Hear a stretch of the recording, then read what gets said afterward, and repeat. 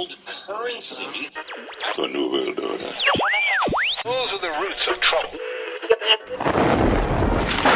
I imagine that right now you're feeling a bit like Alice, tumbling down the rabbit hole. Let me tell you why you're here. You're here because you know something. What you know you can't explain, but you feel it. You felt it your entire life. That there's something wrong with the world. You don't know what it is, but it's there, like a splinter in your mind, driving you mad. It is this feeling that has brought you to me. This is your last chance. After this, there is no turning around. You take the blue pill, the story ends. You wake up in your bed and believe whatever you want to. You take the red pill, you stay in Wonderland, and I show you how deep the rabbit hole goes. All I'm offering is the truth, nothing more. For we are opposed around the world by a monolithic and ruthless conspiracy that relies primarily on covert means for expanding its sphere of influence, on infiltration instead of invasion, on subversion instead of elections, on intimidation instead of free choice, on guerrillas by night instead of armies by day. It is a system which has conscripted vast human and material resources into the building of a tightly knit, highly efficient machine that combines military, diplomatic, intelligence, economic, scientific, and political operations. Its preparations are concealed, not published. Its mistakes are buried, not headlined. Its dissenters are silenced, not praised. No expenditure is questioned, no rumor is printed, no secret is revealed. But I am asking your help in the tremendous task of informing and alerting the American people. And now, welcome to another episode of Down the Rabbit Hole. Here's your host from FederalJack.com. It's Popeye. Ladies and gentlemen, welcome to another live edition. It is May 22nd, 2014. Admittedly, tonight, I was going to originally take the night off because I'm a little bit tired and been working on about 800 different things. And I was admittedly going to take the night off to get some work done on a few off-air interviews, but I couldn't because I keep seeing all of this talk on the news now and amongst the people out there. Oh my God, did you hear about the VA? Popeye, you're a veteran. What do you think about this? And I want to scream. You know why I want to scream? You know why I want to yell and get mad? And not at the VA. I mean, that's separate. They're going to get woodshedded. So's the president. But you know who I want to yell at? The people that are talking to me. Yeah. The ones that are coming to me with concern. I want to scream in their faces. You know why? Because this isn't something new. Well, yes, it is, Popeye. It's only these vets, in these waiting times. It's just some of these hospitals across the nation. I'm sure they'll straighten it out. This isn't something new. You have no idea. In hour two, I'm going to get a little personal with you guys. I'm going to tell you a story about a veteran who was affected by these very policies. And he didn't die, but his life was forever changed. That veteran was me. I don't think I did a good enough job 2 weeks ago because there was so much to cover. That's why I had to do a second part to this. The woodshedding and exposing of the VA.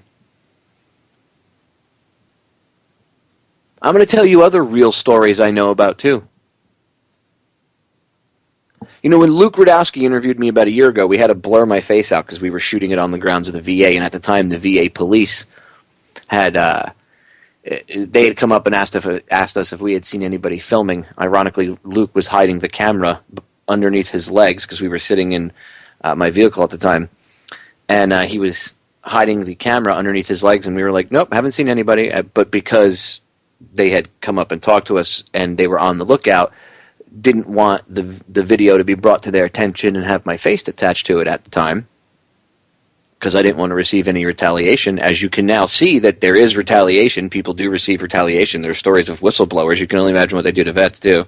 Okay? I mean, look how they're treating the vets. So, Luke Rudowski interviewed me, and I told him stories of people in the Miami VA medical system being, and this was in the news, you can go look it up, these vets were being, some of them were exposed to hepatitis and other things, and they got it, they contracted it simply because the medical staff didn't properly sterilize equipment between colonoscopies. So you had colonoscopy equipment that was essentially dirty going from one colon to another. Transfer of bacteria, fluids, whatever else, and people got sick. Their lives are forever changed.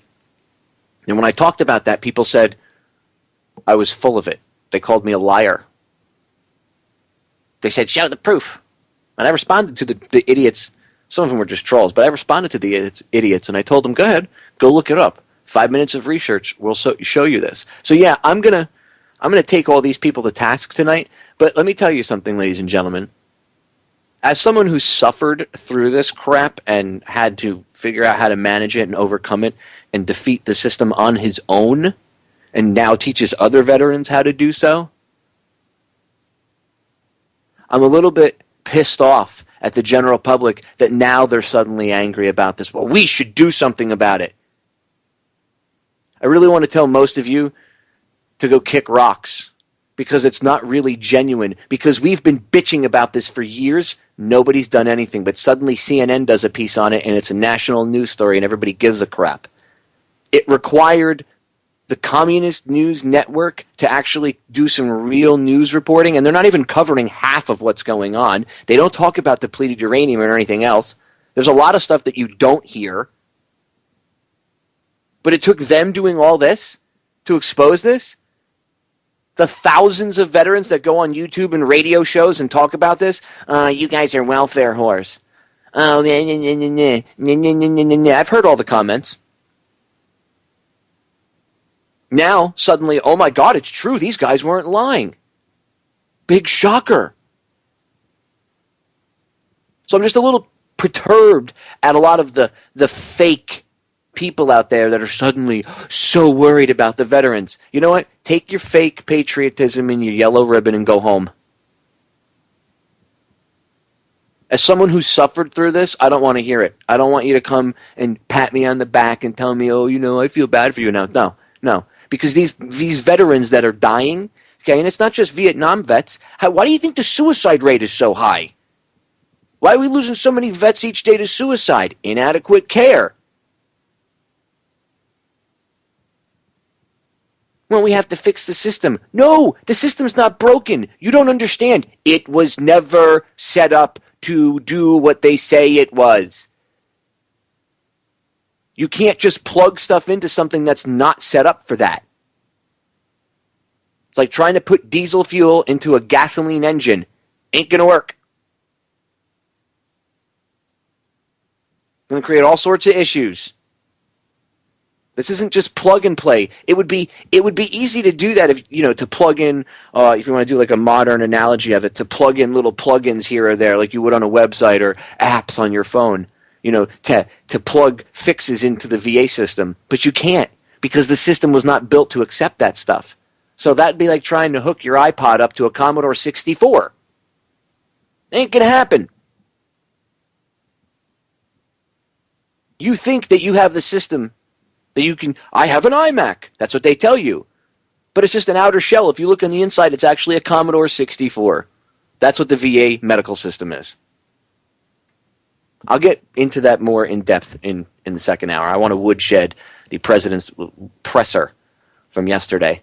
But this is real, okay? This isn't one hospital, one case of this, okay?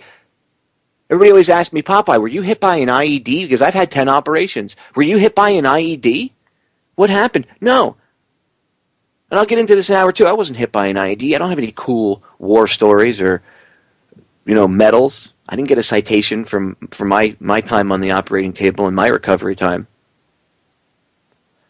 those happened because I was neglected for over 5 years by the VA medical system. And by the time that they had taken me seriously and started to look at the injuries that I was discharged with, they had caused other injuries.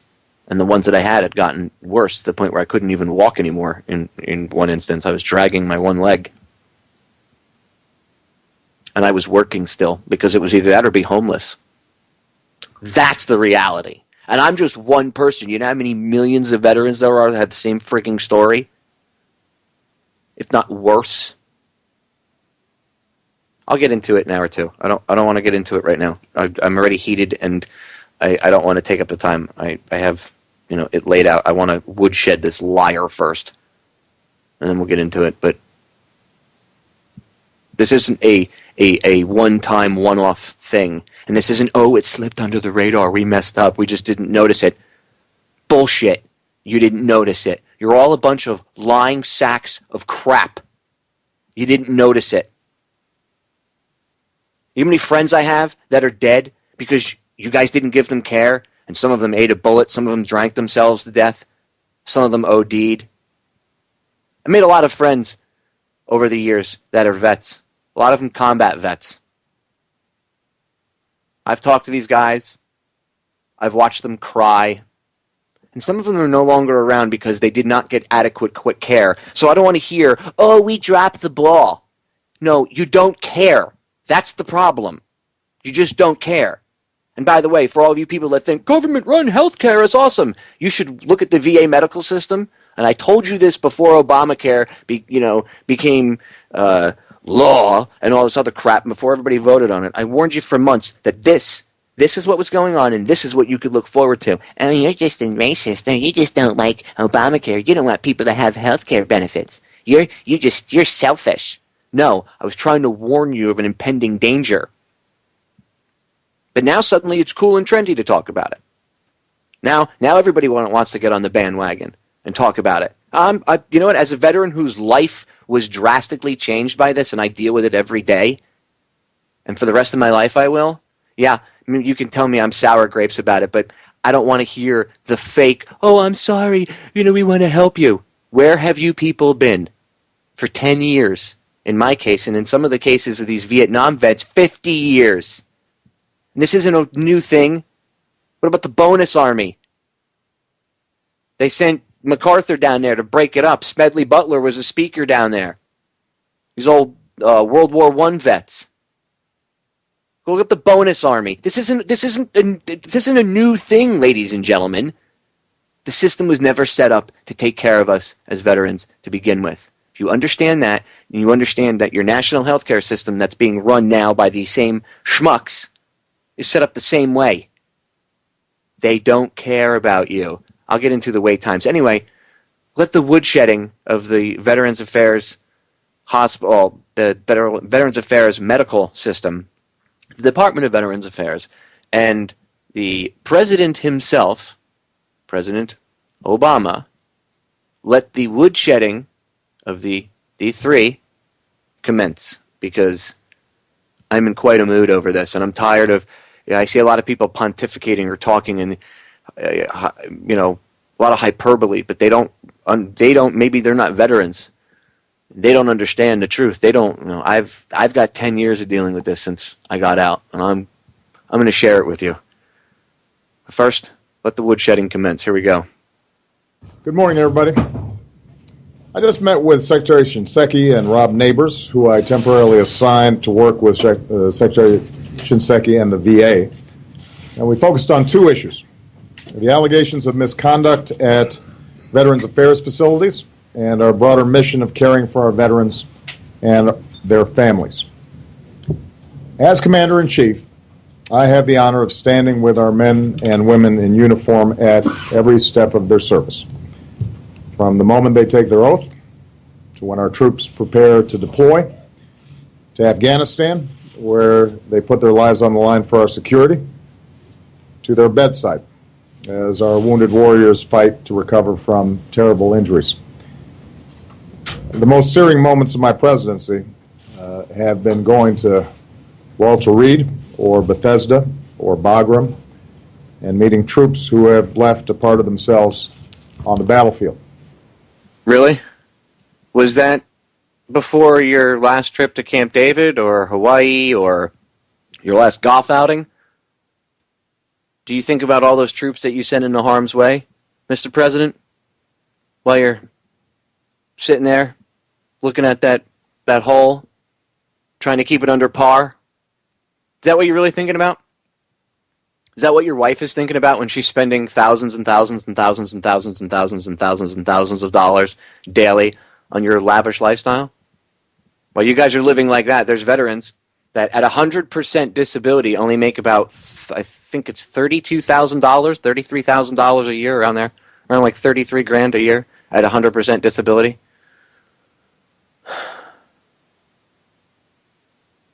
$30-something grand for a 100% disabled veteran who could no longer work. And you people spend that on food, on a plane ride. Shame on you. And shame on your wife for her lavish, disgusting spending habits. And their spirit and their determination to recover and often to serve again is always an inspiration. So these men and women and their families are the best that our country has to offer. They've done their duty, and they ask nothing more than that this country does ours, that we uphold our sacred trust to all who have served. So when I hear allegations of misconduct, any misconduct, whether it's allegations of VA staff covering up long wait times or cooking the books, I will not stand for it. Not as Commander-in-Chief, but also not as an American. But you knew about this problem back in 2008. This isn't something new. These allegations of misconduct and long wait times and blah, blah, blah, and covering up wait times. Oh, wait, hold on. Let's pause it there for a second. Let's go back to 2008 for a second, shall we? Veterans medical care is the focus of an investigation into whether vets have died while waiting for treatment at VA hospitals. Today, we learned that the Bush White House was so concerned about this back in 2008 that it warned the incoming Obama administration. What? Major Garrett has the story. This memo, prepared for President-elect Obama's transition team by the George W. Bush administration, outlined the difficulties veterans faced in obtaining timely health care, the problems and causes associated with scheduling, waiting times, and waiting lists are systemic. It urged the Veterans Administration to properly document desired appointment dates and ensure patient waiting times are accurate. Failure to do so, the memo warned, would affect quality of care by delaying and potentially denying deserving veterans timely care. In an interview that aired Sunday on Face the Nation, the President's Chief of Staff, Dennis McDonough, said President Obama was, quote, mad as hell, even though he hasn't commented on the scandal since April 28th. Doesn't he believe in the power of his own voice and the power of his public expression of outrage? That's why he has exercised it and continued to press not only us at the White House, but the leadership at the Department of Veterans Administration to ensure that we get the kind of performance that our veterans deserve. Advisors say the president first learned of allegations of veterans dying waiting for health care from news reports. And Scott, we are told the president will address this VA scandal this week. Advisors also tell us that Veterans Affairs Secretary Eric Shinseki job is safe for now. Major Garrett at the White House tonight. Major, thank you. Of course Shinseki's job is safe. Maybe that's because he knows where all the bodies are buried. Maybe he knows about all the DU. Remember, I've told you, go back and listen to the show I did 2 weeks ago when I took the VA to the woodshed. Go listen to the interviews I did with Doug Rocky. In fact, I put the links to the interviews I did with Doug Rocky on the post on Federal Jack for that VA woodshedding show I did 2 weeks ago. I think it was the 8th of May. Shinseki was his boss. He knows all about the depleted uranium. I wonder what else he knows that maybe, that's, why he's so indispensable. Maybe if they throw him under the bus right now without giving him what he wants or placating him in one way or another before they throw him under the bus, maybe things would come out. Maybe they need him because he's an inside guy who will keep his mouth shut. They know. Maybe they don't want a wild card going in there, somebody being recommended as being appointed Or maybe Congress stepped up and did something and actually got together, and maybe the people got together and demanded an independent, non-Obama lackey be appointed the new Secretary of Veterans Affairs. Shinseki's a scumbag. I'll say it. I don't care. I would tell him to his face. You are a scumbag, sir. And you're a traitor. Shinseki should be fired, and he should be brought up on charges. Okay? He should be brought up on charges. Sure, we could figure out a few. Dereliction of duty. We can hit him with that. Probably multiple counts of it, especially with the DU and then running the Department of Veterans Affairs. He should be fired and arrested. I mean, what he's doing is criminal. They allow people to die. Is that not criminal? How about the bonus system? We'll get into that. Hold on. I got to finish. See, I'll go off for 2 hours. That's how much crap is out there. Every time I do one of these shows about the VA, I listen back later on. I'm like, oh, I didn't talk about this. I didn't talk about that. Because that's how much stuff is actually going on. But back to the woodshedding. None of us should. So, if these allegations prove to be true, it is dishonorable. It's not proving to be true. You already know they're true, that there are long wait times and that it's been covered up. It's coming out all over the country, whistleblowers. Well, we're not sure. We're going to investigate. Right, so it'll be another 2-3 months before their investigation is done. And how many more people are going to die because the system isn't getting changed yet? That's how they fix things. We'll do a research study into it. But the system is still killing people. Well, we'll have to do it. We'll have to do a research study into it. Again, politicians do not solve problems. I don't care if they're the president and they wear a fancy little purple tie and they're a good orator. He doesn't write his own speeches, ladies and gentlemen. Disgraceful, and I will not tolerate it, period. Here's what I discussed with Secretary Shinseki this morning. First, anybody found to have manipulated or falsified records at VA facilities has to be held accountable. Well, then start doing it. How about that? How about start holding people accountable? You don't even hold people in your own administration accountable. Well, I didn't know that was going on. Blah, blah, blah, blah, blah. You suck as a boss. You do. You suck as a manager. If I was a company owner, like we all are, technically, the citizens of this country, right? And you're supposed to be our manager of our McDonald's, you're fired. You're horrible. You don't even know what your employees are doing. Pissing in the French fry machine, wiping hamburger buns on their butts. That's basically what your administration is doing. They're like a bunch of 15-year-old kids effing around with the food in McDonald's, and you're the crappy manager who's too busy doing lines of coke in the bathroom or taking selfies or on Facebook on his dumbass BlackBerry to care. You're too busy hobnobbing with Jay-Z. Better watch out. Maybe Solange will get you in an elevator. The Inspector General at the VA has launched investigations into the Phoenix VA and other facilities. And some individuals have already been put on administrative leave. I know the people are angry and want swift reckoning. I sympathize with that. But we have to let the investigators do their job and get to the bottom of what happened. Our veterans deserve to know the facts. Their families deserve to know the facts. Once we know the facts, I assure you, if there is misconduct, it will be punished. Second, I want to know the full scope of this problem. And that's why I ordered... Here's the full scope of the problem. Okay? It's real simple, sir. Here's the full scope of the problem. The system was never set up to do what it was intended to do. So we need to revamp it. We have this system here. We have to take it and not fix it. We have to, from the ground up, it's like leveling an old house and building a new one on that very site. And that's what we need to do with this system. And it can be done. We just need a little bit of common sense, a little bit of clear thinking. But you don't care. You don't care about that. You guys need that money to fly around on your vacations to Hawaii, to live your lavish, elite lifestyle up there in Washington. The rest of those dumbass politicians. Secretary Shinseki to investigate. Today he updated me on his review, which is looking not just at the Phoenix facility, but also VA facilities across the nation. And I expect preliminary results from that review next week. So you have the Fox investigating the hen house. That's what you're doing. Shinseki, I want you to investigate your own department and your own chain of command for any flaws and report back to me. Sir, yes, sir. I'll come back to you with a prompt, honest report, sir. What do you want to bet that report denies 3/4 of the allegations that are out there? No, there's no evidence to show that. These are just, grieving families. Maybe they're pissed, blah, blah, blah. They're already saying that there's no evidence.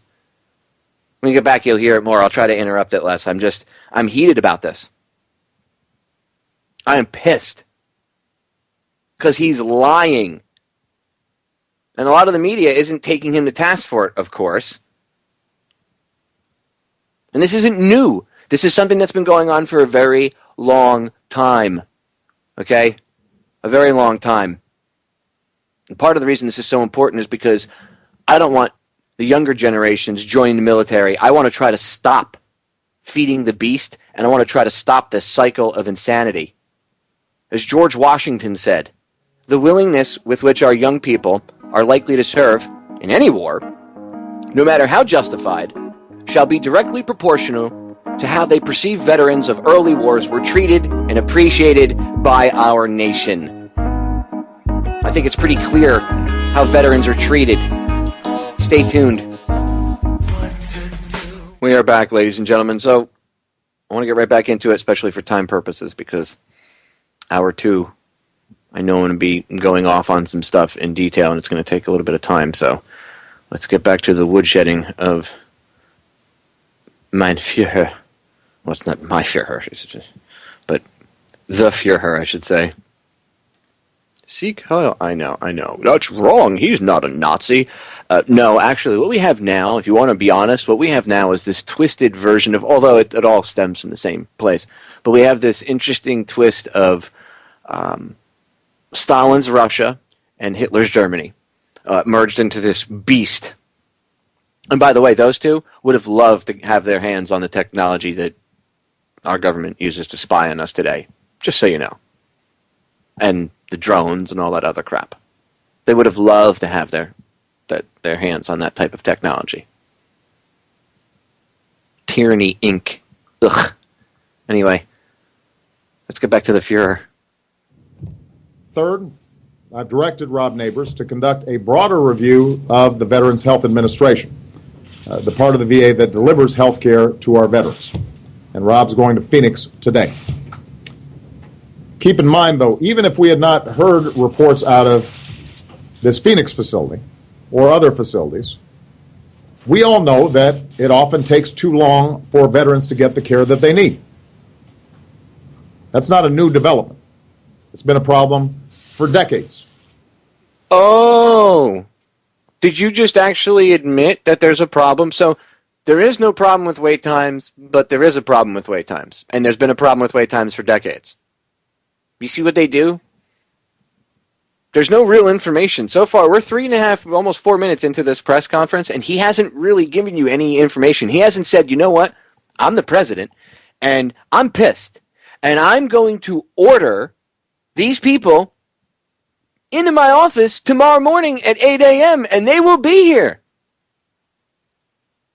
He makes all these executive orders on a Friday, right before he goes golfing or goes to Hawaii, for indefinite detention and violating your rights and this and that and the other thing. Oh, we have to save the world for global warming. EPA, go arrest people for having a pond on their property.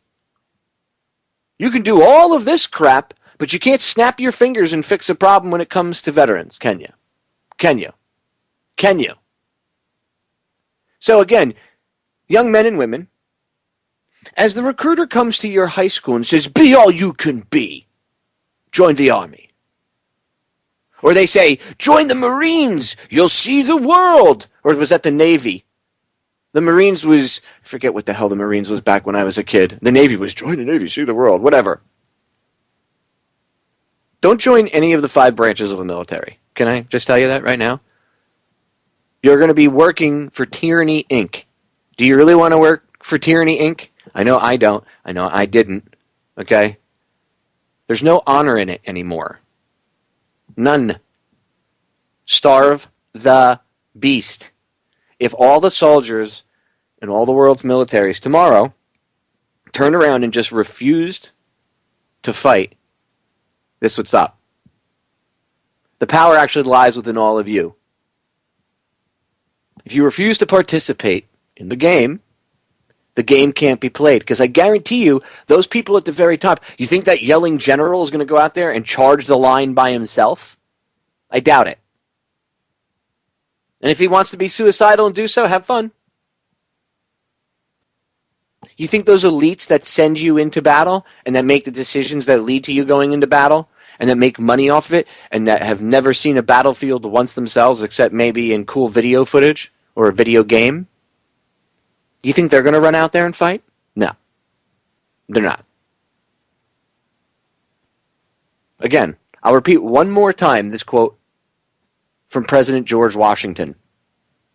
General George Washington. The founder of our army, by the way. The modern-day army the modern-day army doesn't like George Washington anymore. Apparently he would be considered a terrorist in their eyes. But the founder of the army.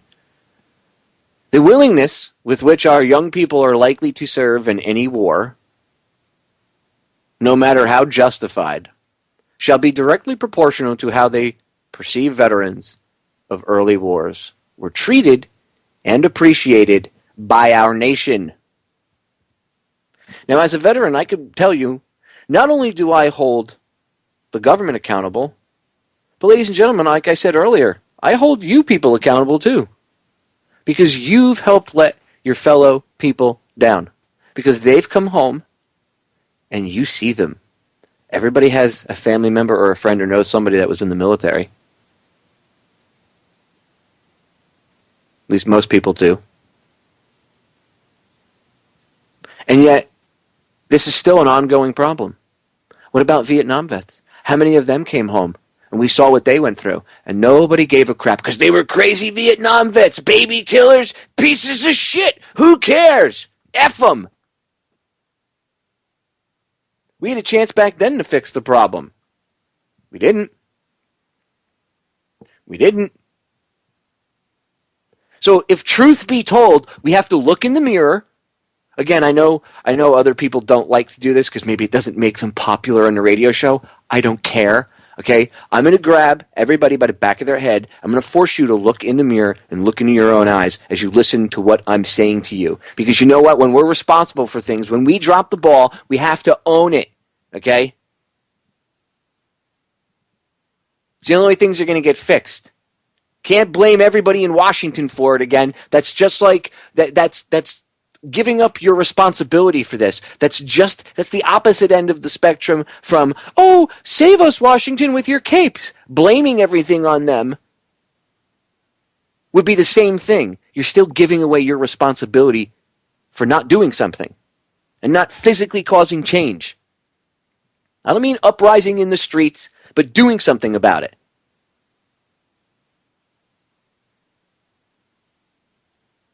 You actually have to physically do something. Sometimes maybe, I don't mean go like drag somebody out in the middle of the street, but maybe make a website, make videos, make flyers, make DVDs, hold public conferences, hold forums, do whatever you have to do. Become a blogger, okay? Get involved. Don't just sit back and go, it's horrible how the nation treats our veterans, but then nothing ever gets done about it. If you felt really as bad as a lot of people say they do, then do something about it, okay? Be the solution to the problem. It's that simple. It's that simple. That's what I'm trying to do. Anyway, here we go. Back to the woodshedding. And it's been compounded by more than a decade of war. That's why when I came into office, I said we would systematically work to fix these problems, and we have been working really hard to address them. My attitude is, for folks who've been fighting on the battlefield, they should not have to fight a bureaucracy at home to get the care that they've earned.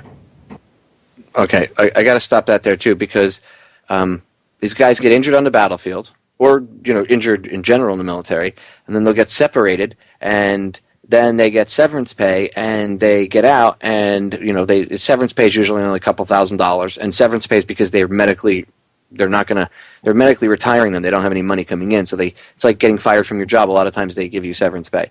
And it's very minimal. It's nothing what you would compare to what you even get in a civilian world. And as soon as you get out and you get in the VA medical system, they make you pay all of that severance pay back. So you don't even get your veterans benefits for, like, if you got $4,500 and they start you off at 10%, and that's usually what they do. And Lord knows it takes about 2-3 years at least to get your percentages raised. You could have a leg hanging off and it doesn't matter. So they start you off at 10%, you're making $128 a month, and they keep half of that, or a portion of it, maybe a third of it, to start paying this down. Or they just keep the whole thing. Nice. Nice. I had it happen to me. I've seen other people have to go through it. Oh, yeah. So, I mean, don't tell me that they shouldn't have to go through a level of bureaucracy when it's been going on. The whole VA system is nothing but over-redundancy and bureaucracy that gets in its own way. And watching them operate the VA is like watching, like a 12-year-old kid who went through a growth spurt over the summer, and he went from 5'5" to 6'5", and he grew a foot in 3 months, and he's learning how to walk in his new body, and he's all gangly, and he's tripping over himself. Well, that's how they operate things on a daily basis at the Veterans Health Administration. Just saying. It's all lies and crap. I mean, it's all, he hasn't. Again, we're almost 4.5 minutes in, not one solution yet. Just all blowing smoke. Lying. Absolutely unacceptable. So the presumption has always been we've got to do better. And Rob's review will be a comprehensive. And by the way, if the presumption was always that you've got to do better, then why haven't you done better yet? Well, it's the Bush administration's fault, or I didn't know, or I just found out from the news. Really? Really? So you found out from the news, but you knew that the presumption was always already that you knew you had to do better. So which is it? Which is it, sir? You're talking out of both sides of your mouth. This is what I call the political runaround, or what others might refer to as spin. See, he talks so much and makes all these circular comments, people will get caught up in it and they don't pay attention, although some people actually are paying attention this time. Sir. Look at the Veterans Health Administration's approach currently to access to care. I want to know what's working, I want to know what is not working, and I want specific recommendations on how VA can up their game. And I expect that full report from Rob next month. Again, next month. So that means that for the next month, there will still be veterans subject to the same problems.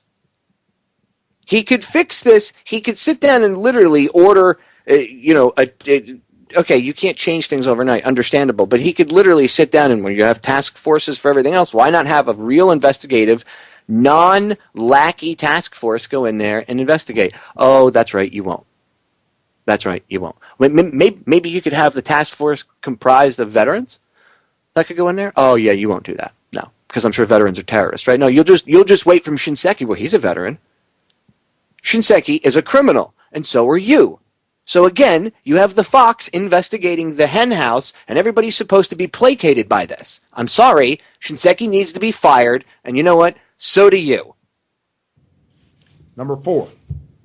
I said that I expect everyone involved to work with Congress, which has an important oversight role to play. And I welcome Congress as a partner in our efforts, not just to address the current controversies, but to make sure we're doing right by our veterans across the board.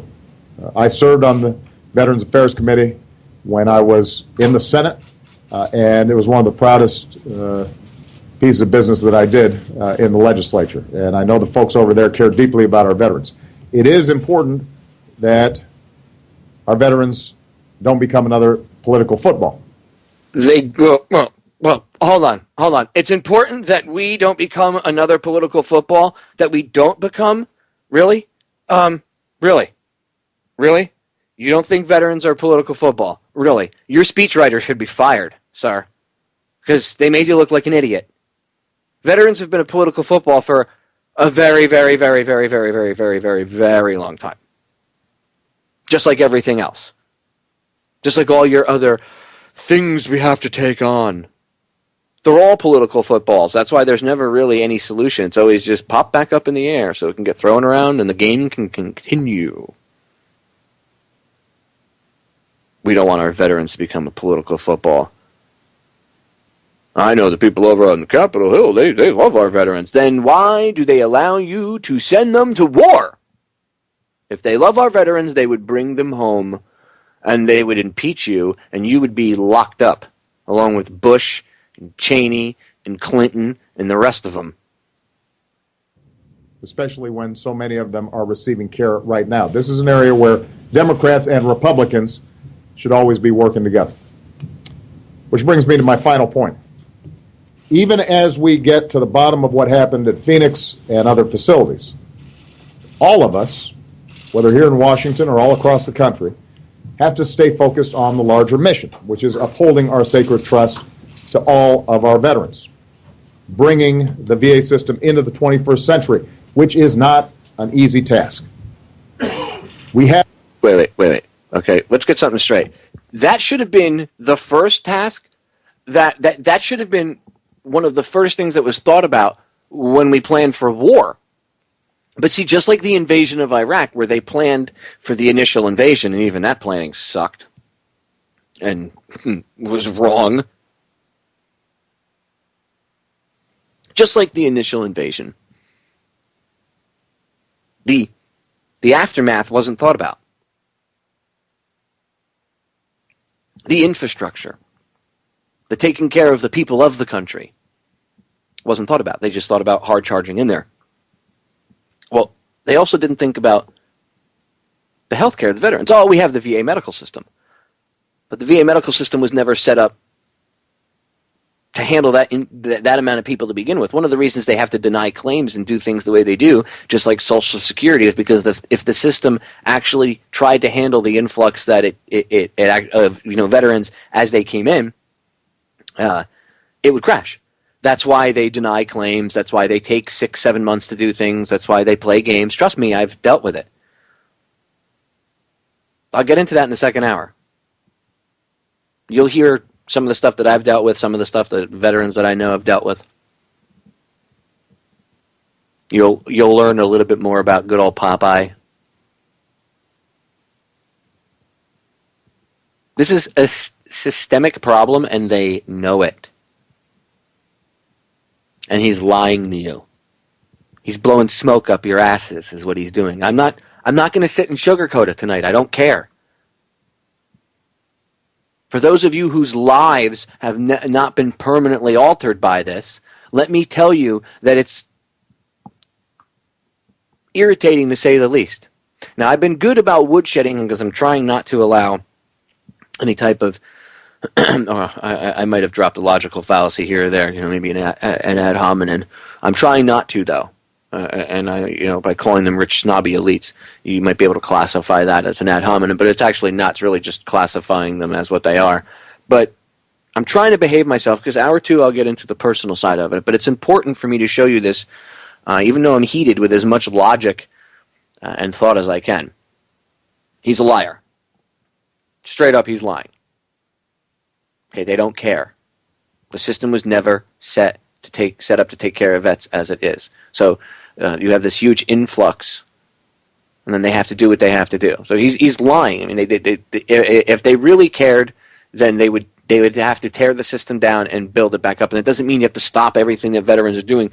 There's ways that you could work with. There are good people in the system. But again, just like with those cops that screwed with that dude in Pennsylvania last year, he was open carrying, and they screwed with him.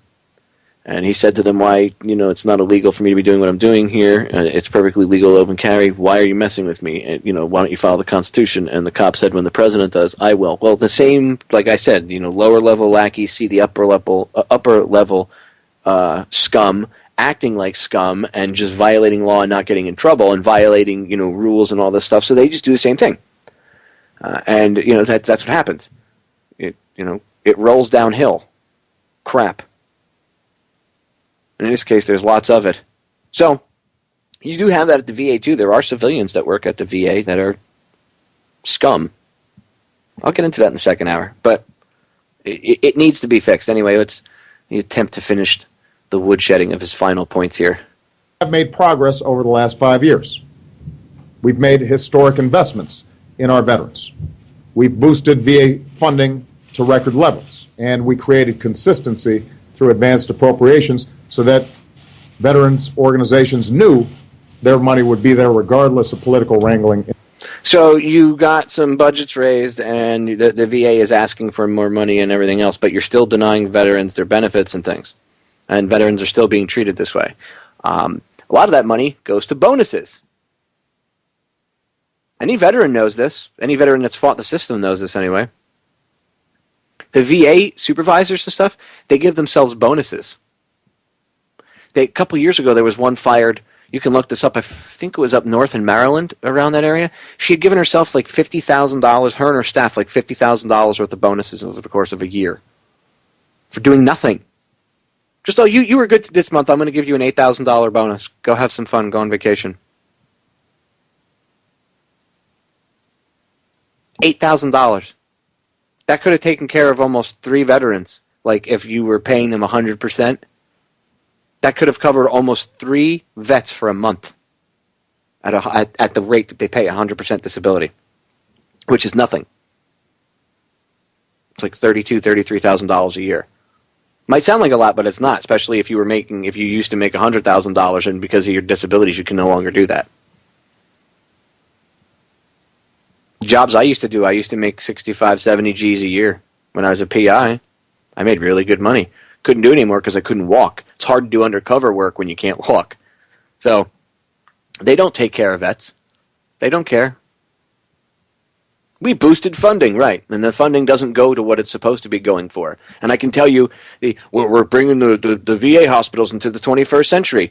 The Miami VA hospital, case in point, they built we already had a parking problem down there for years, and to solve the parking problem, they took away almost, I would say, about a third of the parking lot to put up a water tower and an addition onto the building and put up a hotel on the premises. That way, for veterans that if they were from out of the area, their family could stay there free of charge, which that's all well and good. But the problem is we also needed a parking deck, like a parking garage built with multiple levels on it for veterans to park, because veterans would miss appointments and then they'd get rescheduled waiting another 6 months because they couldn't find a parking space.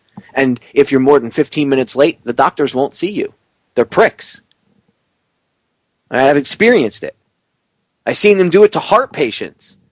And then other vets will get pissed off and we start yelling at them, and then they call the VA police on us. And then the VA police come out and tell us, you guys better calm down. We don't want to have to arrest anybody.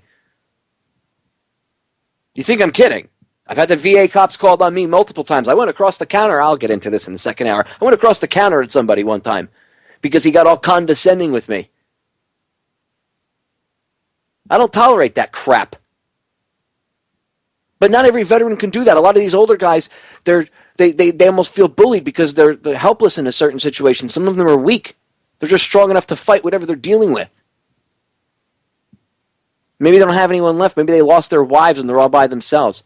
See, scumbags prey on the weak. I don't tolerate that crap. But that's where the funding for your VA hospital goes, sir. Garbage. He's just lying, and I'm not even going to get there because there was a couple questions and answers afterwards. I'm not going to get through the whole thing, but we got like 3 minutes left. I'll try to play the last couple seconds here of it, but he's lying. It's all blowing smoke, and we've given money, and throwing money at a problem doesn't solve a problem. That's like driving down the street, seeing a homeless guy, and throwing $5 out the window to him. Well, I gave him $5. You're just throwing money at a problem and walking away. You're not trying to solve it. In Washington, we made VA benefits available to more than 2 million veterans who did not have it before, delivering disability pay to more Vietnam vets exposed to Agent Orange, making it easier for veterans with post-traumatic stress. Well, first of all, it only took you 50 years to admit about the Agent Orange thing. And what about depleted uranium?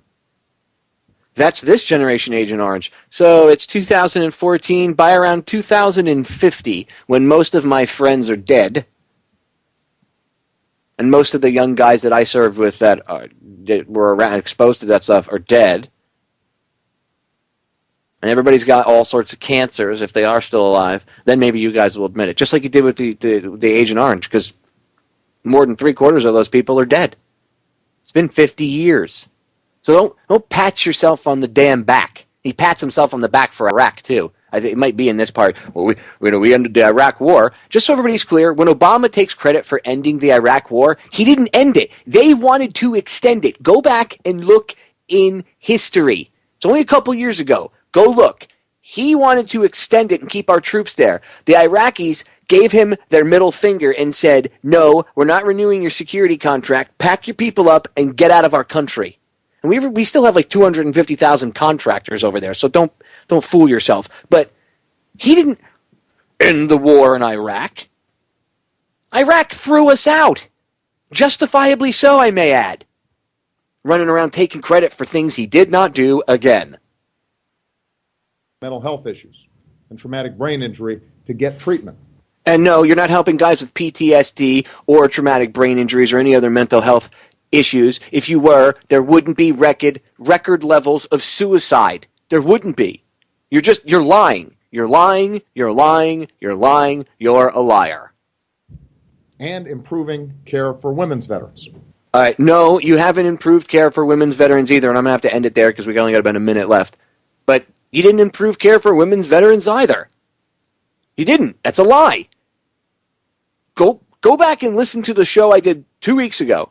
I think it was May 8th, if I remember the date correctly. The taking the VA to the woodshed episode I did. I played a clip about the epidemic of homeless female veterans. I know female veterans that have issues, and when they go to the hospital, there's one little clinic in the hospital that specializes in female needs.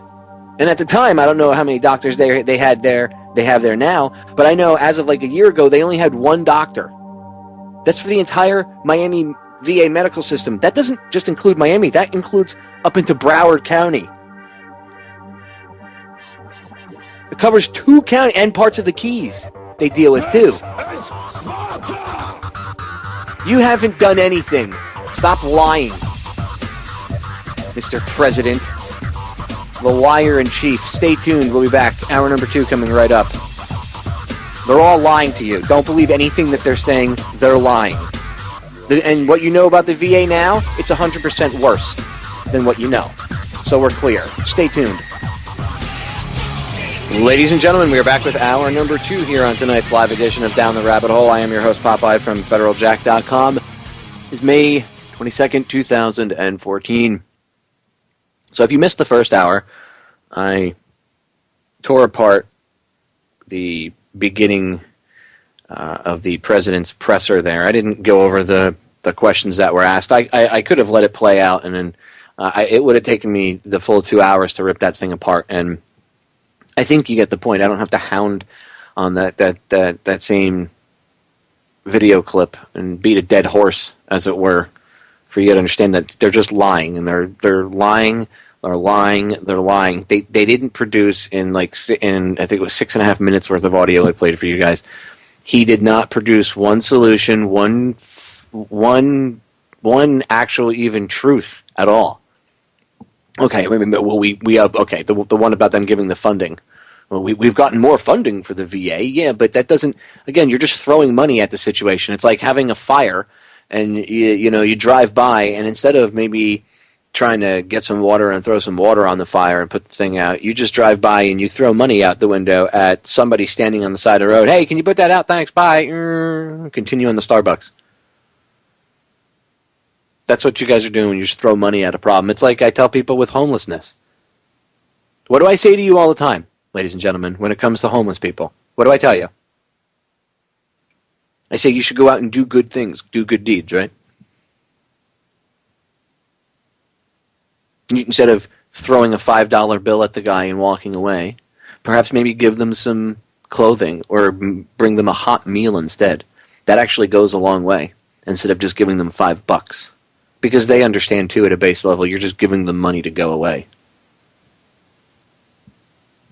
After all, that's what most people do, right? So, real horror stories from the VA. Let me tell you about my personal experience first, and then I will tell you about some of the other people that I know, but I will not tell you, obviously, their names for privacy reasons, and I will have to leave certain things out for their privacy. But I knew I was going to be going over this, and a few of my friends I talked to a couple hours ago, made a couple text messages and some emails, and I was told that I could talk about, certain things as long as I, didn't give out too much identifying information, because they don't want any retaliation, and I don't have any problem with that, so that's fine. So I'll tell you about a few things that I know that some people that I know have gone through as well, fellow veterans. First, let me explain to you what I was telling you in the beginning of the first hour there. I said that I wasn't, my injuries didn't come from an IED explosion or anything like that. And you don't get medals for, you only get medals when you're in combat and stuff like that. You don't get medals for injuries that are non-combat. And that's actually a large portion of what people end up, they get hurt in the military. And a lot of times, even if it doesn't affect them then, years later, it affects them. Anyway, when I had gotten hurt in the military, I don't know how they do things now. Maybe they might have gotten a little bit better, but they really, you didn't get the best care, we'll say. And I had one operation, and they found out that I needed, long story short, they found out I needed a second surgery on my my one knee and my ankle, which you all know if you've been listening for a long enough period of time. I've talked about this. I just had recently a second operation on it. My ankle had to be operated on, and they didn't want to deal with it. So they medically retired me and said, "We'll let the VA take care of it." This is literally what they said. Well, when I got out, the VA wasn't anywhere even near what it's set up to be now when it comes to dealing with young veterans. And it's still not even set up properly, but they were nowhere even near to that level. When I went to the VA, it was all World War II and Korean War vets and Vietnam vets. And a couple Gulf War vets, but none of the younger, there was really no young guys there yet. So it took me, I got in the system, that took me about almost a year, because they couldn't find my medical records. I took my medical records. When I got out, I physically made a photocopy of all of them, so I had 2 copies of them, and I sent them the copy. And they couldn't find my records until I offered to give them another copy of it, because I said, I do have the original hard copy. What I gave you was a copy of the record, so I can have another one made and mailed to you, and I'll have it tracked. That way you guys can track it. And, it'll be signature required and certified and all that, which every other time that I ever gave them my files and stuff, they had. But their internal people, they would say that they lose them. And that's another thing. They always tell vets, well, we can't find your file. And they actually tried that with me about 2 years ago, after I already had decisions and ratings and stuff for my injuries. They tried telling me that there was no evidence to support any of my claims and blah, blah, blah, blah, blah, blah, blah, blah, blah. Not the stuff that I already was rated for, but stuff that I had put in for that I was waiting for. And I said, did you even look in my file? Did you even look and see that I'm rated at already a certain percentage? And when they looked, they said that they couldn't find the medical files to back it up. And then when I, again, forced their head into the mirror and made them look again, they said they miraculously found it. Oh, how amazing. There's a warehouse, I believe it's in St. Louis, where they actually warehouse physically all of our military records. And there's always fires at this warehouse where mysteriously, sections of records either go missing or there's a fire or something happens. It's interesting how that works. They can monitor all of your communications on your phone, and they have a secure facility for that, but they can't keep a secure facility for people's service records so that they can get what they need. Anyway, so long story short, once I got in the medical system, it took me probably about 4.5, 5 years for me to get them to take me seriously, because I couldn't even get my primary care doctor to show up for appointments. I had to switch my primary care doctor, and they eventually fired this doctor because she would have appointments lined up to like 4 o'clock in the afternoon, and there'd be 4 or 5 of us sitting there at like 2 a.m. or 2 p.m. Waiting for our appointments, maybe waiting for an hour or two, and we'd ask, and she left already. She left at like noon. What? So yeah, my first primary care physician used to just not show up for appointments, and then they would reschedule them. And again, when they would reschedule them, because there's so many vets in the system and their system is already so overwhelmed, they would say, there's nothing we can do. We'll reschedule you. And then, of course, you'd have to wait 2, 3, 4 months. So if you have a persistent condition, that's why it took them 5 years, because I kept going back and trying to file for appointments. And meanwhile, I'm walking around with the tendons in my foot shredded and causing more and more damage and causing muscles to tear and causing scar tissue to build up. But I had to work. I had to survive. It was fighting the system to get my benefits and surviving, or the other option was death. So what did I have? I had to survive. I had to adapt and overcome. So I did.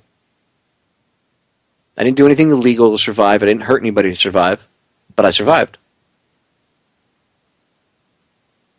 I had a little bit of money saved up in the bank that I had saved up over the course of years, and I had to use it to survive for 3.5 years before I got any of my financial benefits that you would get as a veteran, which you're supposed to get because you sign. Again, you sign a contract. I trade my body and my service and my blood. And if I'm hurt in the process, then they have to take care of us. And if I can't work, then they have to take care of us. And it's only fair. I mean, especially since you signed a contract. And they expect us to keep up to our end of the contract. And they certainly abuse the hell out of it. So, it's only right. I mean, even if you don't want to argue fair, not fair, right, or wrong, we signed a contract. But they don't take care of us. They don't care. So after dealing with my first doctor, I get a second doctor who, by the way, I had already had 1 surgery at the hospital by this point since I had been out. I had my second surgery on my knee, and I was waiting to go see the doctor, the surgeon for my ankle. And he said to me, you don't need to see any of the specialists. You're fine. You're a young guy.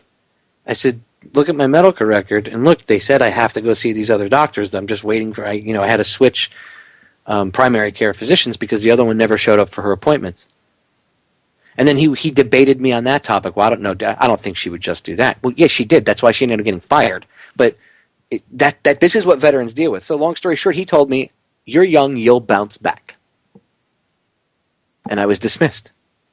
And I was told that he would not give me referrals to see the specialist that I asked to see, which if you looked at my record, I was already told that I had to, it was already said in my record, I had to go see them because they're the ones that had to repair, the damage.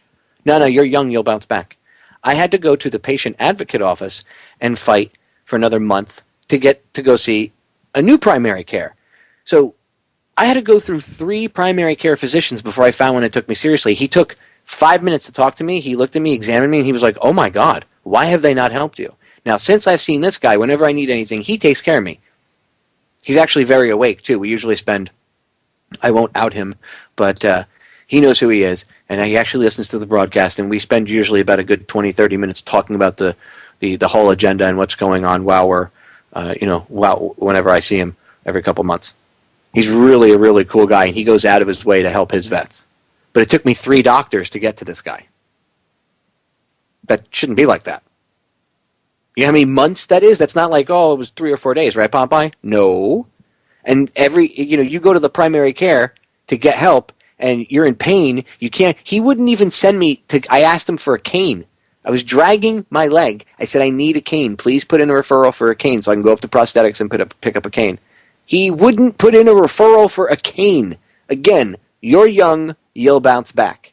That was the attitude. By the time I had gone and see the surgeon, they had to do this drastic repair on my foot because of the damage that he was actually very livid about the amount of time that they had made me wait and everything else. He repaired my foot, and because of the amount of damage that had been done to it, and there was they had to go in, and it was pretty extensive surgery the first time. It created a lot of scar tissue, which caused problems, and I had to go back in and have a secondary surgery because of it. The same thing with my, I've told you my right arm was rewired, and it is from the elbow down. You know why? I wasn't blown up or shot. I was walking down a set of stairs one day, and my leg, I was going to work, and my leg that didn't work properly, and that I was, again, this is around the time period I was fighting to even try to get a cane. And you remember, I was out of work, so, and I don't have anybody giving me money. I don't have parents to rain money down on top of me like that. So I was all on my own. So I couldn't afford to even go buy a $25 or $30 cane. I needed every cent to pay rent and this and the electric bill. So I dealt with it. I sucked it up. I had no choice. Again, survive, adapt, overcome, and survive, or die. That was the choice I was left with. In my own country. I'm not in a foreign country on a battlefield being shot at. I'm in my own country trying to survive day to day. So as I was walking down the stairs going to work, my leg, my ankle in particular, and this was right before I had finally seen the surgeon and had the first surgery, whatever was in there holding the scar tissue had torn loose as I stepped my foot down, and the remaining piece of the second tendon it was only partially shredded because I had one complete and the other one was partial and just flapping around, completely separated, and my ankle became no longer responsive and couldn't hold my weight up, and I fell face first down a set of concrete stairs. And the only thing that stopped me from cracking my head open and probably bleeding to death was the fact that I was fast enough to put my arms out. Unfortunately, when I put my right arm out and I grabbed the railing that was next to me, the inertia of my body going down the stairs was still too great, and gave me 2 tears in my right rotator cuff, tore the nerve in my ulnar nerve, that's your funny bone, when you whack your funny bone, tore that out of the little channel that it sits in my elbow, and I ended up, my wrist twisted in such a manner that it ended up causing damage to the nerve and trauma, which led to severe carpal tunnel syndrome. And it damaged my left wrist as well, and caused the same thing, but the damage, the carpal tunnel, it wasn't as severe because it was my right side that took most of the brunt because I'm right-handed. So, because of my injuries and their lack of care, it led to these other extensive injuries. And then I had to have surgery. Now I couldn't even work. I could barely walk. I mean, I was a mess. And when I went in and saw them, it took me about another 3 or 4 months to get. They immediately knew I needed to. Once I saw I had the primary and he realized what was going on and blah blah blah blah blah. But it took that was still another 3 months before I got in to see the surgeons and then finally schedule surgery and everything else. And then from the time I got hurt till the time they did the surgery was probably from that fall, probably close to 6 months. That's a pretty long time to wait. So, boxing / hockey tape, wrap your ankles up, wrap your wrist up, and I had to do what I had to do to try to survive. And, I still tried to work part-time as best I could until I just couldn't work any longer. And I could no longer physically do it because I was dragging my foot. And I've had to have multiple surgeries, and that's why I deal with so much scar tissue and nerve damage. The scar tissue and nerve damage comes from that severe fall and from the surgeries that I've had afterwards, and the lack of care thereof over the course of the years while I was walking around injured. So my life has been forever drastically changed because they did not take care of me. In fact, if the military had taken care of me, if the Guard had taken care of me when I was in, like they should have, my injuries probably never would have gotten so severe. I never would have had that fall down the stairs, and I wouldn't have a rewired right arm. See, they had to rewire my right arm because I tore the nerve. It was so bad that it tore the nerve loose. And when I would move now remember, I had to wait like 6 months. They didn't even believe me at first. They thought I was BSing them. And then they thought I was lying, so they did these nerve conduction tests where they stick this machine into the nerves of your arm, which that's extremely painful. Okay, and they shoot electricity on your arm, and they realized, oh my God, he's not lying. And then they did MRIs and everything in my arm, and oh my God, he's not lying. His nerve is totally torn loose. I had all sorts of trauma. By the time, remember, 6 months passes by, things swell, you grow scar tissue. All because they did not take me seriously. And again, even when they did, their appointment system was, and this is still the way it is, they'll tell you you'll schedule an appointment, they go, well, we can't schedule anything more than 90 days out. Okay, well, schedule me for something within the next 90 days. We don't have anything available. He's booked up. So what do? I couldn't afford to go see another surgeon. Hockey tape. Rolls and rolls of hockey/boxing tape. That stuff kind of gets hard and allows you to hold your ankle in place and drag your foot if you need to go to work. The only thing that kept me from being homeless and dead was sheer determination and some help at a certain point from some very good people in my life who they didn't come and pay all my bills, but if I, they would try to give me $100 here or there if they could. But that didn't happen often too because they weren't rich themselves. What kept me off the street was me, not the government. No help. Not that I asked them for it, but don't think that they're going to take care of you because they won't. My life's forever been altered by it. Forever.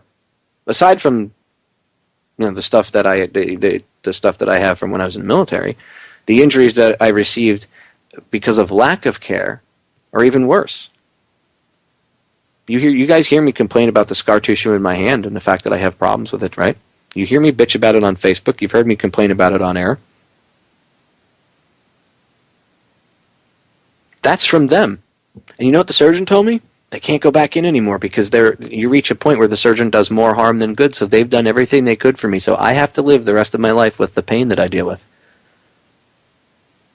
You guys have no clue what I deal with on a daily basis. I have my whole right arm, from the tip of my fingers to my elbow, is rewired nerve-wise. And then there's scar tissue throughout, and scar tissue adhesion to tendons and stuff. I don't know what a day of non-pain is like. I don't remember what a pain-free day is like. I can't remember. It's been that long. And nerve pain is a bitch. But I can't give up and die, can I? I can't just crawl up into a ball. I have to continue on. How many vets can do that, though? I'm not making fun of them. How many guys are at a point in their life where they're broken? And let me tell you something, ladies and gentlemen. Through this journey, I reached points where I was in my darkest.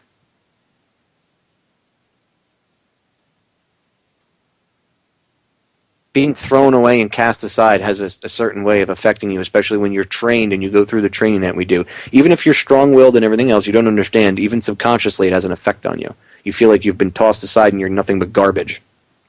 And then when you're treated like that afterwards, it's pretty rough. When you can't work anymore because your injuries stop you from physically being able to drive a vehicle to work.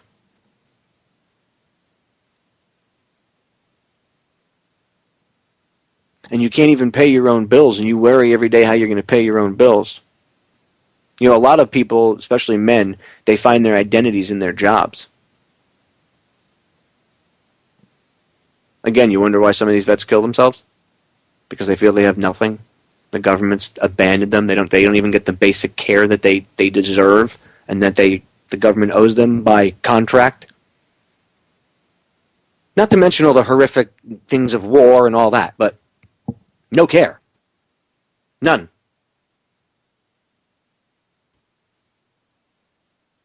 And you can try to blame the vets all you want. Well, some of them have, their behavior, blah, blah, blah. It's their behavior and their outbursts and stuff are symptoms of a much larger problem. And that's another thing. Problems are never addressed. The symptoms are masked. Pills and more pills. Let's lock them up in the hospital and put them on this medication or that medication or lithium. But never actually try to solve the problem. And it just goes on. So I can tell you from my own personal case of, them neglecting me and not just taking care of me the way I should. I've suffered.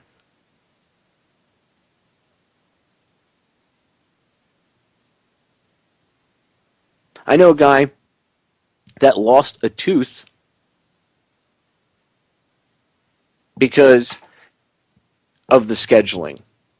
He went to dental, had a root canal, and root canals are a multi-step process. Any dentist that worth their weight in salt would understand or know that you'd have to make the follow-up appointment for the root canal, the second part of it, within 3 to 5 days, to come back and go back in. They did the first part of it, put a temporary filling in, and gave him his follow-up appointment for almost 2 months later.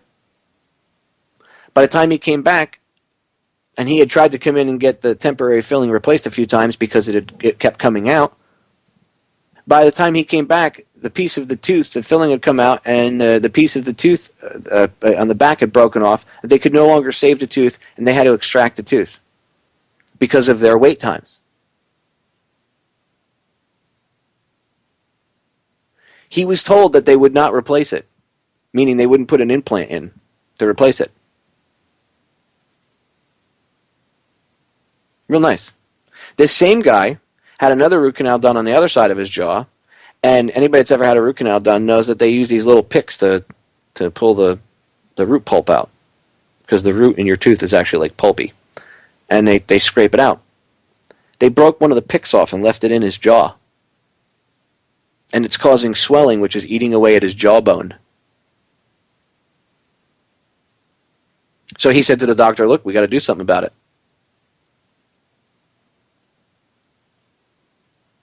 And the doctor said, well, the dentist said, well, we'll put into the board and we'll see if they'll do an implant. And then we can yank the tooth out, which will stop all the problems, clean everything up, and then when it heals, we'll put in an implant.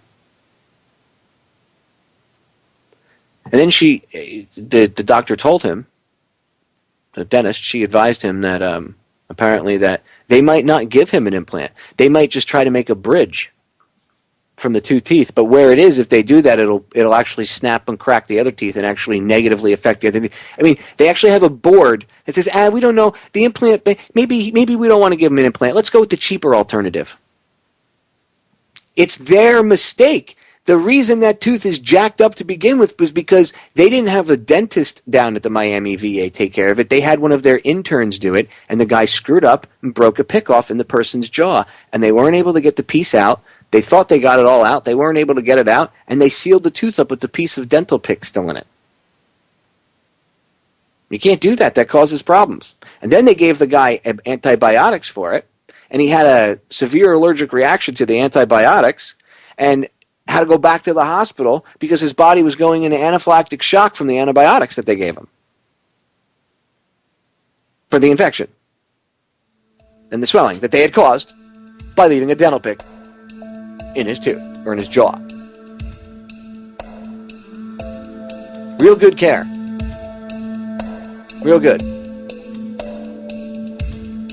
I'm not bitching to you all. I'm trying to expose the truth to you all. I usually don't share that with anybody, but now you know the truth.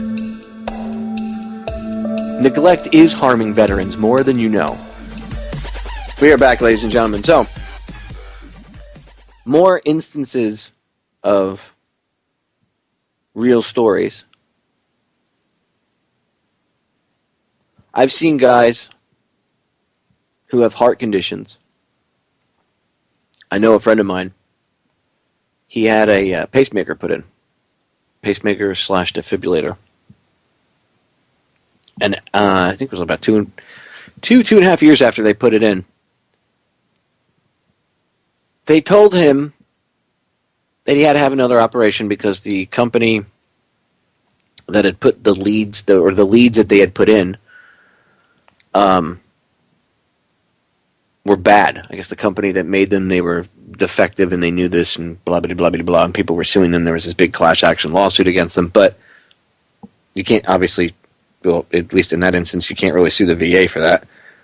So they told him, okay, you need to get this done ASAP because these leads were not working properly, and in his case, that would really cause a problem with his heart.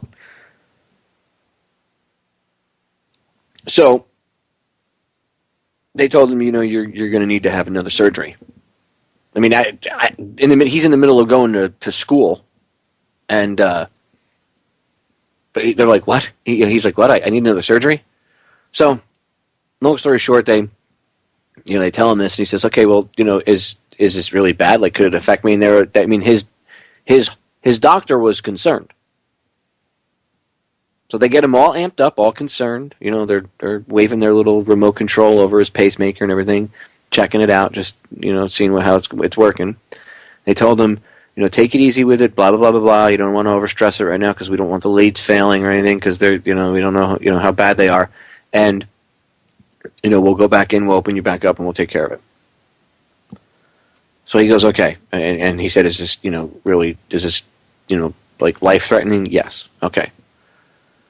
So they needed to have him come back for a follow-up to schedule the surgery and do everything because that's just whatever is how freaking hospital works. So they make you come in for like another follow-up appointment where you do all your surgery stuff that day. It's like a pre-op appointment, they call it. You go in and they, you check they check your piss and your blood for not for drugs or anything, but for certain I forget exactly the enzymes and your white blood cell count and everything else, just to make sure you don't have an infection and everything, because they're opening your body up, and anytime you open the body up, that could it really raises the risk of you having an infection and everything else. That's why it has to be done in a sterile environment, which we'll get to that in a second too. So he says, okay, let's doctor says make the pre-op appointment ASAP. Tell them at the front you need it like yesterday. Okay. He goes back to the front desk of the clinic when he's done. He tells the person, they said, 2.5 weeks. And he said, I can't wait 2.5 weeks. They told me I need to come back like either tomorrow or the next day and get all the pre-op stuff done. Because then the way they work is once you have your pre-op stuff done, you have to get your surgery within the next 30 days.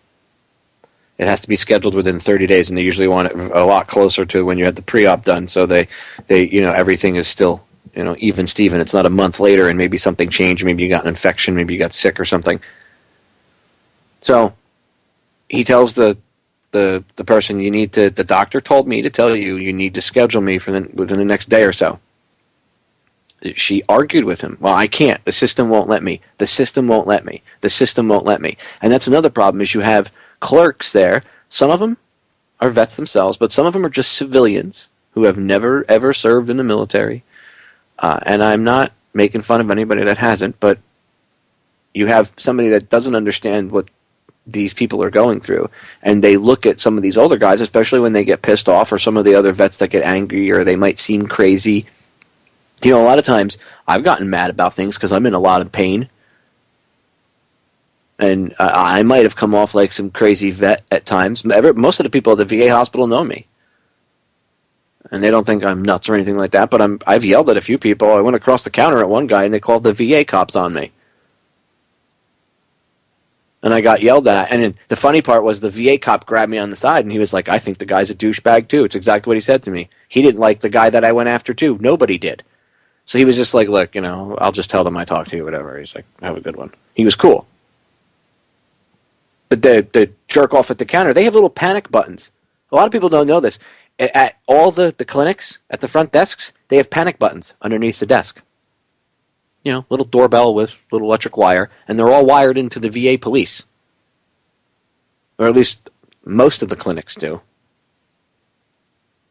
When you go in for the mental health clinics, all of the rooms, all of them are wired up that way.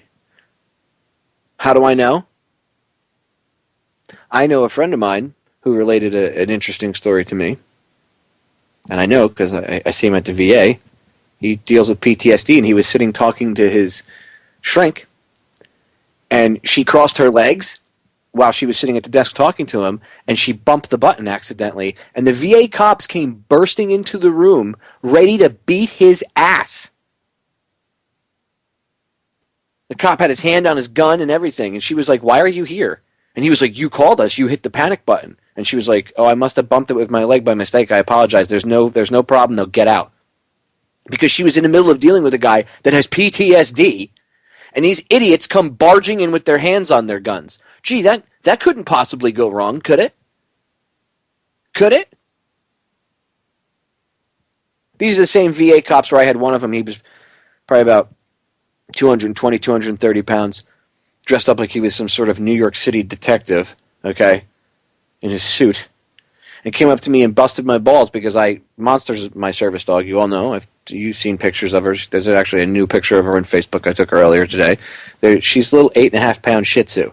And I have a special tactical backpack that she rides in, and she can stick her head out the side very comfortably, and she chills. Most people don't even realize she's in my backpack, right? Well, when I was in the wheelchair after I had surgery, she was sitting on my lap, and this VA cop made the point of coming into the room that I was in with a nurse, having a private conversation about my medical history and stuff, and picking up medication after my surgery, comes in and which he's not supposed to do, barges in, and proceeds to try to interrogate me as to why my dog is there. And I explained that she was a service dog, and he said, "Well, we don't subscribe to service dogs except for a few limited things." Now, mine fell under it, but I got into a hotly contested debate with him. Instead of letting him go, I decided, well, you're going to barge into my private space, now I'm going to take you on. And I decided to debate him about why veterans with PTSD shouldn't be allowed to have service dogs, because that was his stance. He said it doesn't work, it's all hullabaloo. And I said, you think you're wrong, and you obviously haven't done any research. And he goes, yes, I have. I read the studies that were done by the VA, and that were done by people for the VA. Ah, okay. You didn't see the actual evidence out there where it benefits veterans to have access to, especially with PTSD, to have access to a service dog. And you ban them from the VA from bringing their much-needed service animal in with them. And you know what he said to me? This isn't a vacation spot. The hospital is a sterile environment. No, it's not. You obviously know nothing, officer. You know nothing. Your intelligence level is probably about 3. That's what your IQ is. You probably have an intelligence quotient of about 3. Am I being facetious? Perhaps a bit, but that was the dumbest comment I ever heard. It's not a sterile place. The hospitals are one of the most disgusting, disease-filled places you could be, genius. Operating rooms and things are supposed to be sterile. And even in that case, they're not as sterile as you really would want them to be because they're not in a vacuum. So as soon as you open up the doors and stuff, even if the entire surgical wing is in it, the only way you could keep something like that is if you had a vacuum-sealed entrance down the hall. So yeah, they scrub and they scrub and they scrub. But it's never really that sterile. And if we're going to be on the subject of being sterile, since these people, well, you know, it's a sterile environment, blah, blah, okay, then why are you performing surgeries in broom closets while there's chemicals on the shelves next to the nurses and the doctors? What? Yeah, go in your favorite search engine of choice and type in veterans surgeries performed in broom closets. Go ahead. Let's see if the articles still come up or if they've been expunged from the net. You think I'm lying? You're making this up it's all hyperbole. You're just trying to sell stuff on your site. No, I'm not selling anything. I'm not trying to make any money. I'm trying to tell you the God's honest truth. Okay? What you see on the news is a mere 1/10 of a 100% of what's actually going on in reality at the VA medical centers. And it's not in one state, and it's not in one hospital. It's across the entire country. They don't care. Maybe Congress and all of the president's staff and the president and his family and the Supreme Court and all of those people, all of them, every last one of them that considers themselves to be in any of the 3 branches of the, of government, they should all of their health care benefits should be removed and ripped away tomorrow, and they should be forced to start over from ground zero and go to the VA, and I don't mean give them their benefits. I mean force them to apply for their benefits and go through the whole application process from the ground up. And then let them get the same level of benefits and health care that veterans get. Yep. That's right. Bet you things would change. But that'll never happen.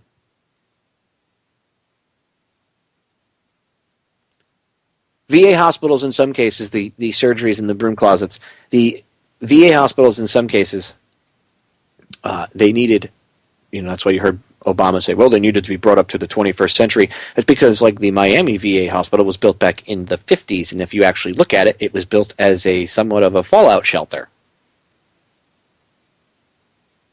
I'm not kidding. It was one of those secure facilities. It's all poured concrete. They didn't do that for hurricanes. They didn't start doing that for hurricanes until after Hurricane Andrew came through.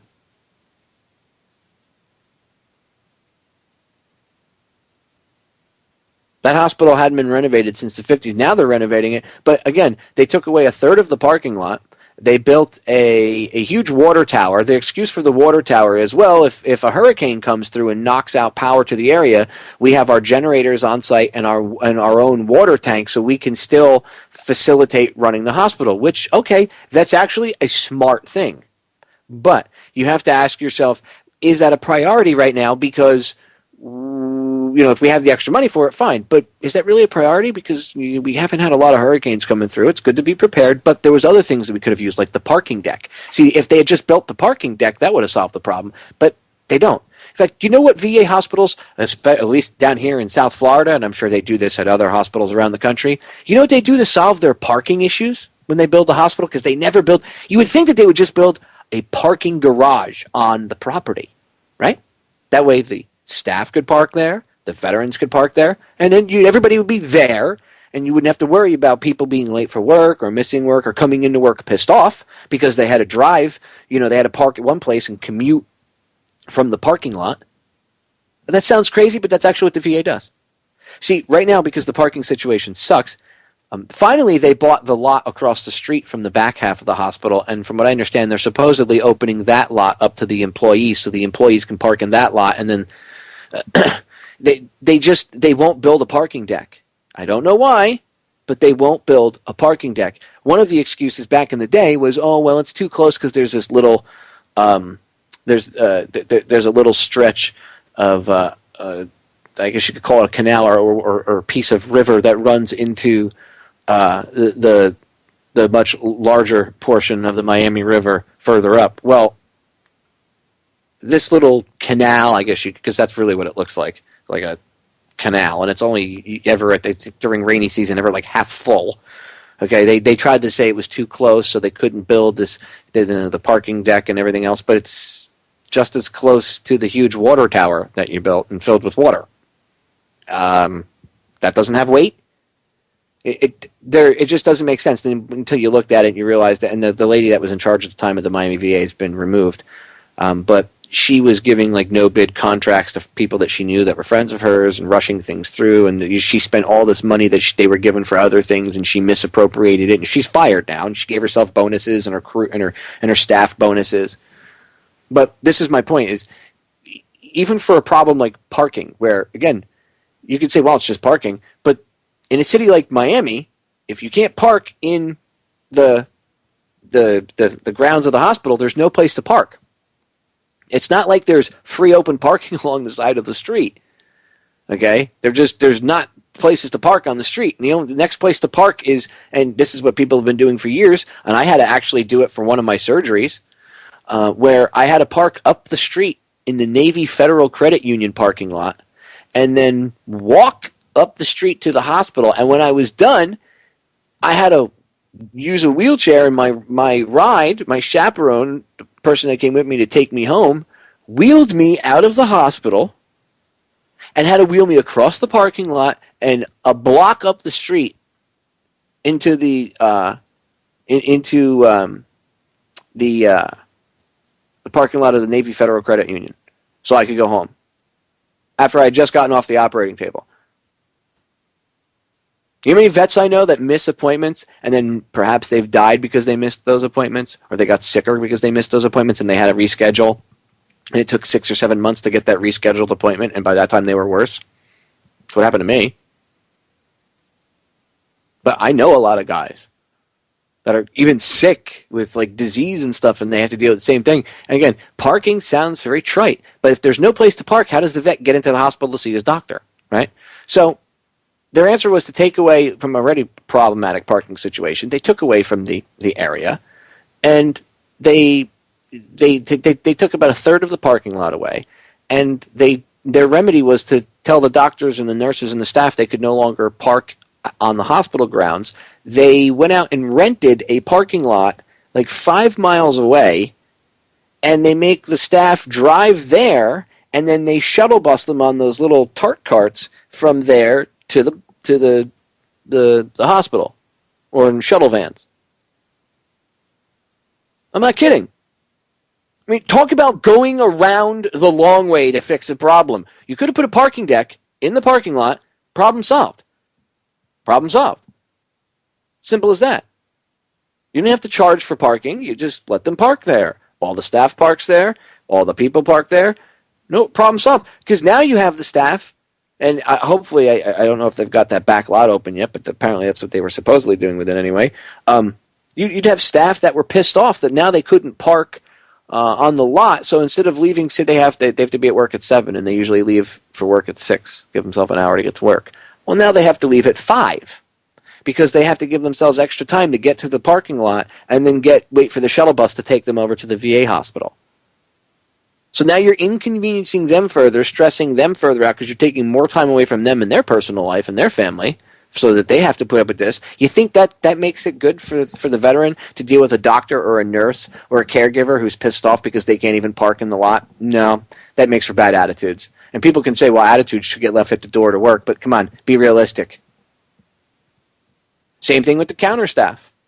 The people that work, the civilians that work at the counters, they get pissed off too because they can't park there. So then they have attitudes. And it's not just that.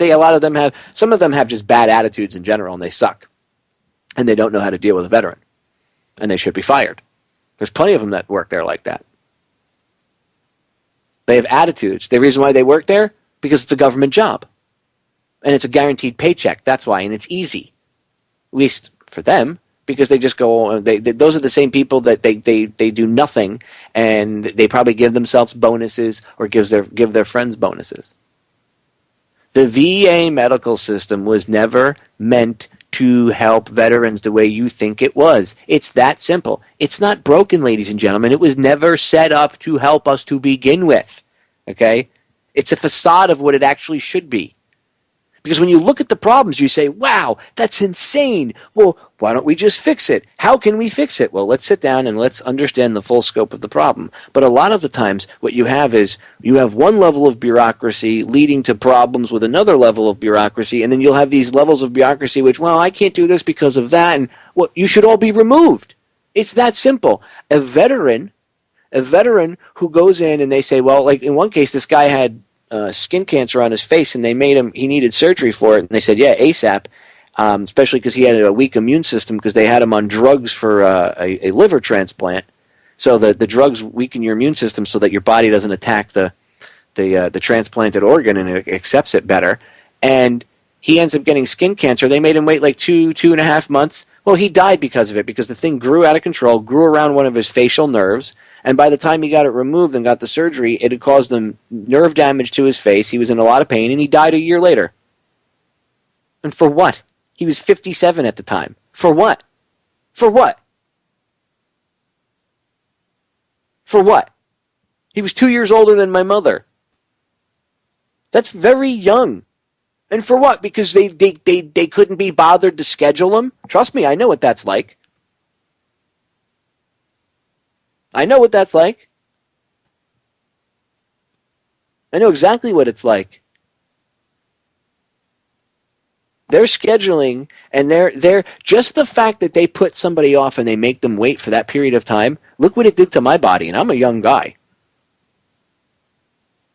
And I had no choice. I mean, I've been actually criticized. I had someone criticize me and tell me, well, you didn't have to work. How was I going to eat or survive? Well, I'm sure you have somebody that could have helped you out. No, I don't. I didn't have anybody. My mother was dead. My father's a Vietnam veteran. He's an older Vietnam veteran. He's in his 70s. He's trying to fight the VA to get the benefits he's owed. He couldn't help me, and I wouldn't try to put that on him. I'm a grown-ass man. So I had to survive. So I had to work. I had no choice. It was either that or die. And that wasn't an option.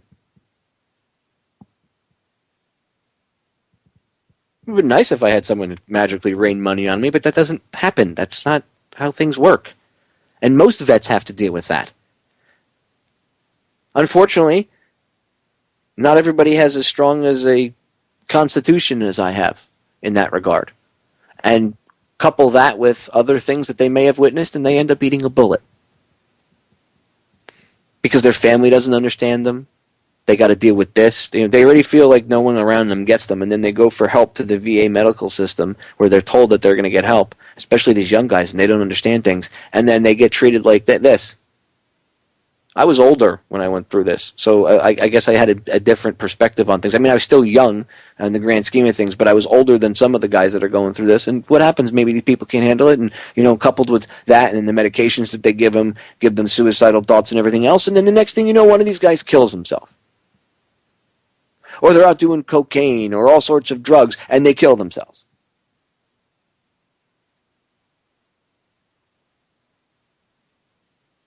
We're failing our men and women.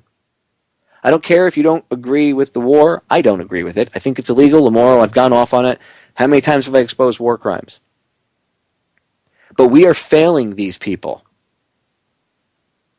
I know because I personally experienced that failure myself.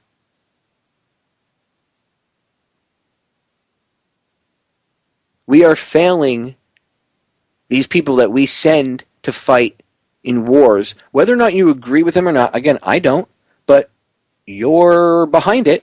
Well, no, I'm not, Popeye. I don't agree with it. Well, I didn't see you really doing much to stop it. Well, I bitched about it on social media. Oh, okay, well, again, that's really not doing much to stop it, so.